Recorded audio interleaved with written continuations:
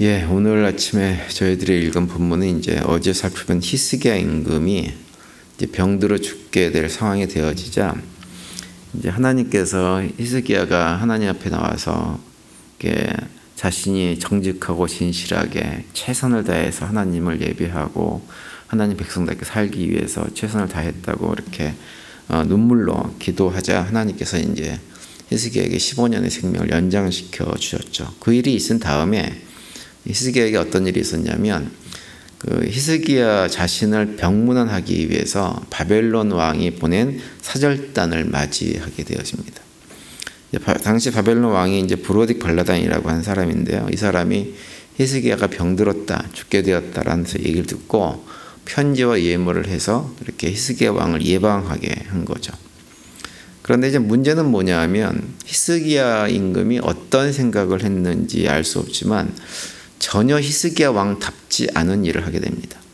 그리고 그 일로 인해 가지고 이제 하나님의 심판의 말씀이 히스기야 왕에게 선포되어지고 나서 이제 그 일이 끝난 다음에 오늘 본문은 히스기야 왕이 죽게 되고 므낫세 왕이 이어서 왕이 되었다라고 하는 내용으로 본문이 마치게 되어집니다. 그래서 오늘 본문 먼저 12절에 보시면 이렇게 시작을 하죠. 그때 발라단의 아들 바벨론 왕 브로닥 발라단이 히스기야가 병들었다함을 듣고 편지와 예물을 그에게 보낸지라 이렇게 말씀을 시작하는데요. 당시의 바벨론 제국은 사실은 그다지 힘이 큰 제국은 아니었어요. 당시에는 이제 고대 근동 지역에 패권을 가지고 있던 나라는 여전히 아수르입니다. 아수르가 고대 근동에 패권을 쥐고 있었고 바벨론은 그 뒤에서 별로 힘을 쓰지 못하는 작은 소국에 불과했던 그런 시기입니다. 그래서 이제 그런 상황이었기 때문에 이제 남왕국 유다 같은 경우는 이제 아수르라고 하는 대제국을 대항하기 위해서 바벨론과 이 바벨론이 이제 아수르 등 뒤쪽에 있거든요. 그러다 보니까는 이제 서로 동맹을 맺어가지고 반아수르 정책을 취하고 있었던 것으로 보입니다. 그러다 보니까 이제 히스기야 임금이 바벨론 왕이 보낸 그 사절단들을 아주 반갑게 맞이합니다. 그런데 거기에서 이제 히스기야 임금답지 않은 행동을 한 거죠. 마치 자기가 가진 능력이 얼마나 대단한지를 보여주기라도 하는 것처럼 자기가 가지고 있는 모든 것들, 왕궁에 있는 금은 보화를 비롯해 가지고 군기고 이런 모든 것들을 다 보여줍니다. 그 내용이 이제 13절이죠. 히스기야가 사자들의 말을 듣고 자기 보물고의 금은과 향품과 보배로운 기름과 그의 군기고와 창고의 모든 것을 다 사자들에게 보였는데 왕궁과 그의 나라 안에 있는 모든 것 중에서 히스기야가 그에게 보이지 아니한 것이 없더라 이렇게 얘기합니다. 다 보여준 거예요. 왜 히스기야가 이런 행동을 했을까에 대해서 이런저런 설명들이 많이 있습니다. 이제 그 가운데 가장 합리적인 설명은 뭐냐 하면 단순하게 히스기야가 내가 얼마나 힘이 센지 가지고 있는 것이 얼마나 많은지 이걸 보여주기 위해서라기보다는 동맹국인 바벨론에게 어떤 신뢰를 얻기 위해서 내가 이렇게 힘이 있으니까 당신들이 나와 동맹을 맺고 같이 힘을 합해서 바벨론에 대적하는 것이 큰 어려움이 없을 것이다. 이런 걸 보여주기 위해서 보물창고뿐만 아니라 군기창고 해서 모든 것들을 다 보여주었을 것이다. 이렇게 설명을 합니다. 그런데 이제 어쨌든 어떤 이유에서 히스기야 임금이 그런 모든 것들을 보여주었는지는 우리가 정확하게 알 수는 없지만 어쨌든 히스기야의 이런 행동은 히스기야 임금의 커다란 오판이었습니다. 그래서 결국은 이게 큰 실수가 되어지고 이제 거시적인 안목으로 보면 이 히스기야 임금이 행한 이 일이 단초가 되어가지고 결국은 유다의 멸망을 이렇게 이끄는데 한몫을 하게 되어지죠. 우리가 잘 아는 대로 히스기야 임금은 어려움이 처할 때 위기가 처할 때마다 하나님께 기도하고 해가지고 그 문제를 풀고 하나님을 의지하는 정말 훌륭한 모습의 그런 왕이었어요. 그래서 그런 모습 때문에 당시 아수르가 북왕국을 멸망시키고 굉장히 힘든 어떤 그 압박을 가해왔지만 이런 것들을 다 이겨냈던 왕이 히스기야 임금입니다. 근데 그랬던 히스기야 임금이 일생일대 하나의 어떤 실수를 행한 거예요. 사실은 히스기야 임금이 당시에 제대로 뭔가 생각을 바르게 가지고 그런 실수를 하지 않았다고 한다면 그래야 됐을 거예요.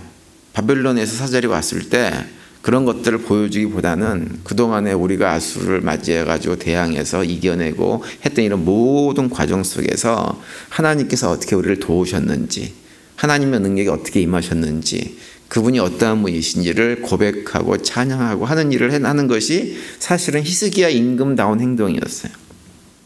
그런데 이상하게도 그 당시에는 히스기야 임금이 마치 그 모든 것들이 바벨론과 아수르, 남왕국 유다가 동맹을 해서 동맹한 힘으로 인해 가지고 자신들이 아수르를 물리치기라도 한 것처럼 그 모든 것들을 보여주는 것입니다. 그래서 결국은 이것은 당연히 여호와 하나님에게 커다랗게 책망받기 충분한 행동을 한 거죠. 그래서 이제 오늘 보면 14절 이하에서 당시 활동하던 이사야 선지자가 크게 책망을 하는 내용이 나오죠. 14절을 다시 보시면 선지자 이사야가 히스기야 왕에게 나와 그에게 이르되 이 사람들이 무슨 말을 하였으며 어디서부터 왕에게 왔나이까. 히스기야가 이르되 먼 지방 바벨론에서 왔나이다 하니라고 말씀을 하고 있죠.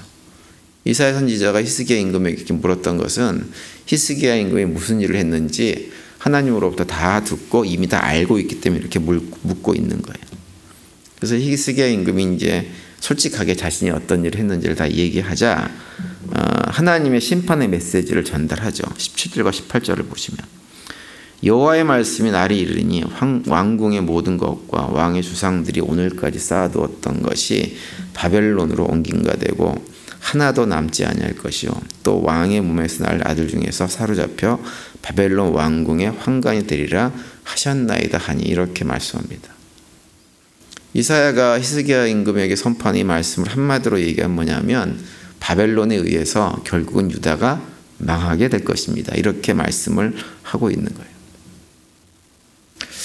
그런데 이제 히스기야 임금에게 한 이 이사야 선지자의 선포 말씀을 우리가 가만히 생각을 해보면 우리 성도님들은 어떤 생각이 드는지 모르지만 사실은 히스기야 임금이 좀 한편으로 보면 자만한 어떤 그런 모습을 보이고 자랑질을 하고 했던 것은 사실이지만 정말 그렇다고 해가지고 하나님께서 보시기에 안 되겠다, 유다 멸망시켜야 되겠다라고 할 정도로 큰 잘못을 저질렀다고 보이십니까? 그렇진 않잖아요. 문하세처럼 막 우상을 갖다가 막 온 나라에 들여가지고 우상 숭배를 하고 불공정하고 악하게 나라를 통치한 것도 아니고 그냥 마음속에 순간 판단을 잘못해가지고 그냥 자랑질을 조금 한 것 뿐인데 하나님께서 그 모습을 보고 어떻게 하시냐면 심판의 메시지를 전하면서 결국은 너의 행동으로 단초가 돼서 너의 나라가 멸망하고 말 것이다 이렇게 말씀을 하고 있는 거예요. 그런데 그 얘기를 듣고 히스기야 임금이 이사야 선지자에게 놀라운 반응을 보입니다. 19절에 히스기야가 이사야에게 이르되 당신이 전한 바 여호와의 말씀이 선하니이다 하고 또 이르되 만일 내가 사는 날에 태평과 진실이 있을진데 어찌 선하지 아니하리라 하니라 이렇게 말씀을 하고 있어요. 고백을 하고 있는 거죠. 하나님께서 자신에게 심판의 메시지를 선포하셨는데 뭐라고 얘기해요? 선합니다. 그리고 심판이 내가 살아있는 동안에 나에게는 이렇게 일어나지 않는다고 하는 것을 하나님께서 말씀하시니 역시 그 이상 선한 것이 없습니다. 이렇게 고백을 지금 하고 있는 거예요. 오늘 본문에 나오는 히스기야 임금의 이런 어떤 모습과 그리고 그 모습에 대해서 하나님께서 심판하시는 반응 그리고 심판의 메시지를 듣고 거기에 대해서 히스기야 임금이 또 반응한 이런 내용들은 제가 지난 금요일 날 말씀드렸던 내용과 굉장히 일치되는 내용입니다. 다시 말하면 하나님께서 자기 백성들이 저지른 죄악에 하나님께서 반응을 하실 때 그런 하나님께서 우리를 징계하기도 하고 고난 가운데 빠뜨리기도 하고 어려운 가운데 빠뜨렸을 때 하나님 백성들이 어떻게 반응하는 것이 바른 반응인지 지난 금요일 날 말씀을 보였는데 히스기야 임금이 그대로 보여주고 있는 거예요.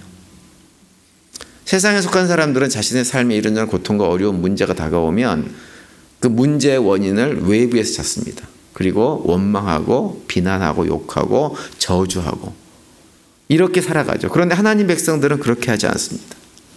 하나님 백성들은 하나님이 자기 삶 속에 어떤 문제가 생기고 그 문제가 하나님으로부터 왔다고 생각되어지면 하나님 앞에 나가서 회개하고 잘못을 인정하고 그런 모든 것들을 허락하신 하나님을 원망하는 것이 아니라 오히려 하나님을 찬양하는 삶을 살아가는 사람들이 하나님 백성들이라고 말씀을 드렸죠. 히스기야 임금이 딱 그렇게 반응하는 거예요. 비록 하나님께서 심판의 메시지를 전했지만 하나님께서 행하시는 것은 무엇이든지 옳다라고 하는 거예요. 심지어 자기가 잘못해서 이런 일이 벌어졌는데 그럼에도 불구하고 나에 대해는 최소한 그런 일을 보지 않도록까지 인자를 베푸신 하나님은 참으로 선하신 분이다. 이렇게 고백을 하고 있는 것입니다. 인간적으로 보면 히스기야 임금이 뭘 그렇게 잘못했다고 하나님께서 그렇게까지 혹독하게 대하실 수 있을까라고 생각하지만 히스기야 임금은 그 모든 것들을 받아들인 거예요. 그리고 하나님을 찬양하고 하나님은 선하신 분입니다라고 고백하고 있는 것입니다. 지난 금요일도 말씀드렸지만 하나님은 자기 백성들, 자기 자녀들에게는 좀 혹독하게 하시는 측면이 있으신 분이세요. 히스기야 임금에게만 그렇게 하신 것이 아니고 성경에 나오는 하나님의 사람들에게는 대부분 하나님께서 그렇게 하실 때가 참 많이 있었어요. 대표적인 예가 누구냐면 바로 모세죠. 모세 같은 경우는 출애굽 과정에서 주도적인 역할을 했고 모든 과정을 하나님께서 명령하신 대로 다 순종했던 사람들입니다. 그런데 딱 한 번 모세가 하나님 말씀을 불순종했던 때가 있었죠. 무리바라고 하는 곳에서 하나님께서 바위에 명령해서 물을 내라 그랬는데 자기 성질에 못 이겨가지고 어떻게 했어요? 바위를 두들겨 패가지고는 물을 나오게 만들었단 말이에요. 당시 모세의 입장에서는 상황에서는 모세가 그렇게 화를 낼 만한 상황이었어요. 사실은 백성들이 하도 불평을 하니까 그 화가 머리끝까지 나가지고 그걸 분을 참지 못해가지고 바위를 친 건데 그래서 물이 나오게 한 건데 그래도 어쨌든 그 모든 것들이 하나님께서 하신 것처럼 보였단 말이에요. 그런데 하나님 어떻게 하셨냐면 그 일 하나 때문에 모세가 어떻게 해요? 가나안 땅에 들어가지 못하고 광야에서 죽게 만들어버립니다.